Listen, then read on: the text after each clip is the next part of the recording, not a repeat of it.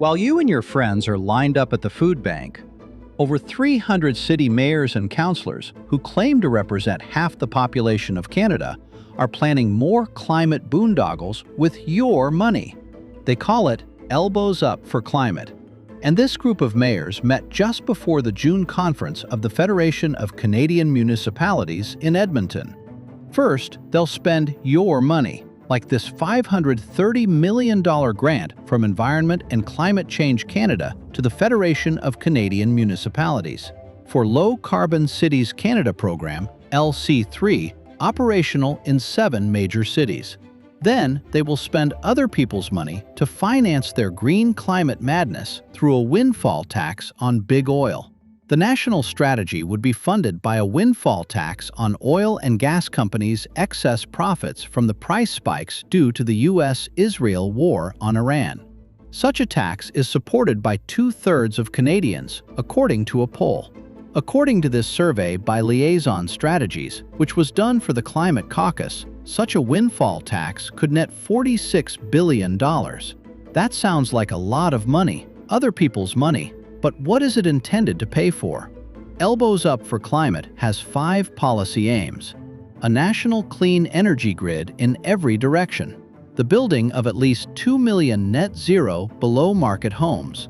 Mass retrofits, heat pumps, and solar installations. A national high-speed rail system connected to local electric buses. And a national resilience, response, and recovery strategy.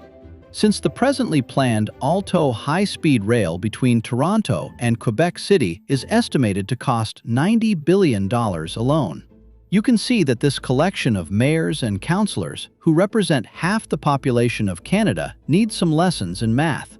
$46 billion in windfall profits extorted from big oil won't even pay the coffee bill for their green dreams.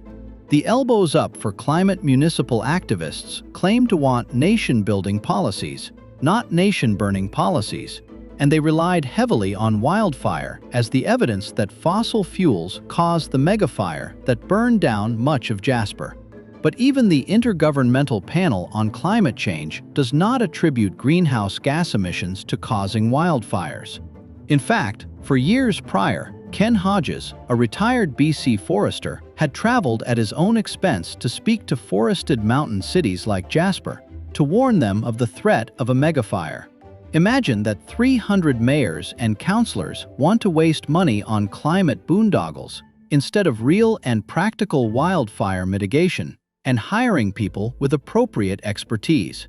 Now the Elbows Up for Climate mayors simply exploit the personal and national tragedies of the Jasper wildfire to push a climate boondoggle that will cost us all a bundle and won't build our nation. All their projects cost money.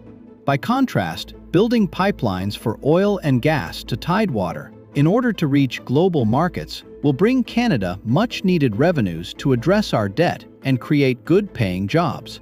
These mayors need to be busy filling potholes, maintaining vital city infrastructure like water mains and flood plans.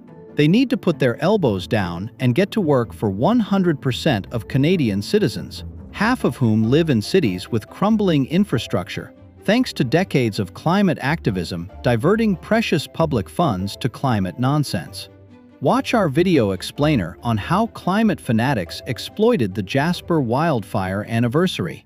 Also watch our explainers on Jasper wildfire, Yellowknife wildfire, Kelowna wildfire, and how NGOs exploited the Jasper wildfire for their own agenda. Watch our explainer on Toronto flooding, with special input from Robert Muir, professional engineer. And watch our explainer, Cities and Green Climate Activism. Remember, carbon dioxide is not the control knob that can fine-tune climate. So none of these elbows up for climate projects are necessary.